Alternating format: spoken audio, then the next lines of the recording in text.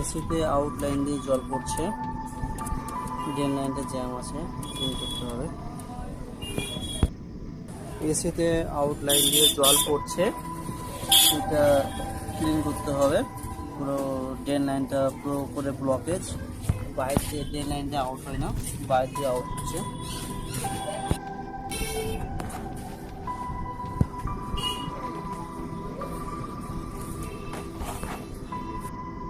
লয়েডের এসিতে জল পড়ছিল, ড্রেন লাইনটা জ্যাম। ওটা কী করো তো, চেক করো তো, দেখো ওইটা হ্যাঁ ওইটা জ্যামটা ছাড়াও, জ্যাম ছাড়াও দুটোই তাই না? এইটা এই জ্যাম, এখানকার জ্যাম।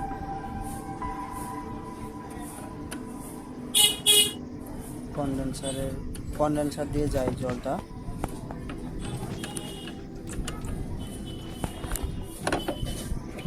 কন্ডেন্সারে যাচ্ছে জলটা এইখান থেকে আসে, জলটা এইখান থেকে পড়ে। জলটা ভিডিও কোনো দেখতেছো? ড্রেন লাইনটা পুরো ক্লিন হয়ে গেল। এবার যা কিছু হবে সব করবে।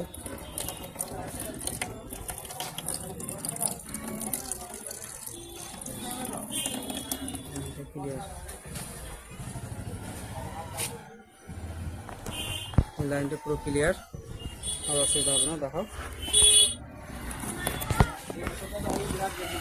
ওই লাইনটা পুরো ক্লিয়ার।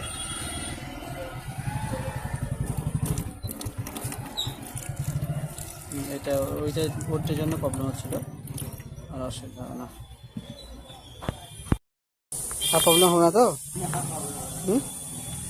দেখো বেশ, ঠিক আছে, ফিটিং করতে হবে।